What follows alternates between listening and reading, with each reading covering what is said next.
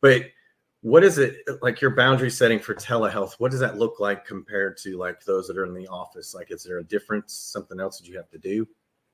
Yeah, I mean, I think being completely telehealth does bring a whole new set of challenges when it comes to, having those boundaries. When I'm working from home, it's very easy for the lines between work and personal life to kind of blur.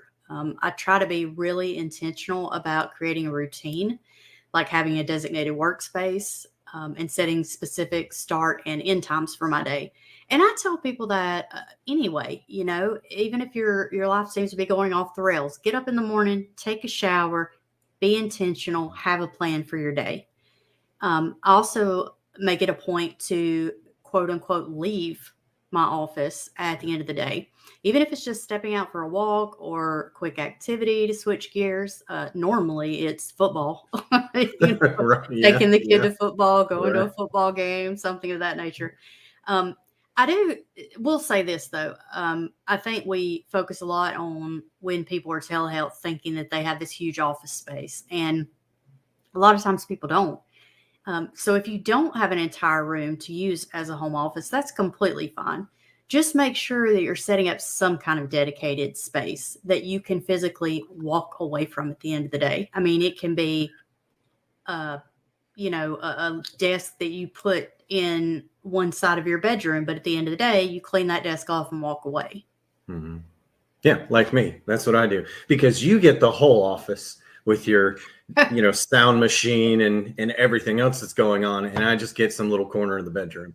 But I mean, you can walk in and out of the room because you don't hear. It doesn't Exactly. matter what I talk about, you can hear. So, yeah, I Yeah, do. I just have part of the bedroom, and you got a whole office, which it's fine. It's it whatever. is what it is. Yeah. But yeah, just walking away. Like even my day, it's easy. I just close the lid of the laptop and I'm done.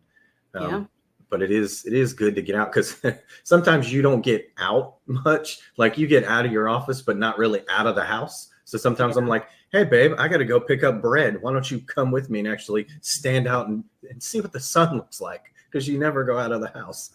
Yeah, So, I do need to be better about that. And I think maybe that's another thing to make sure you're doing. Just anyone, if you're working from home, make sure you're getting outside because, yeah. I've had to tell you several times, please make sure that I'm actually leaving the house sometimes because Right. Yeah. by the time the end of the day gets here, you're so tired and we're out. You just want to, I mean, I don't know what other people do in their downtime, but for me, I just want to sit back and like read a mindless horror novel or watch Netflix or Yeah. sleep. I mean, just do nothing. Right. So, Right. Yeah, and I think some of the trouble too with working from home is if you don't have that balance, you can really burn yourself out, and that's for anyone. yeah. Because like you have to understand that when you're in an office, like you have those natural breaks during the day. You have your lunch time, your lunch break. You need to take that time for yourself. But when you're at home, it kind of blurs into just whatever time I start my day until I finish it. There's not a whole lot of breaks in the middle of it.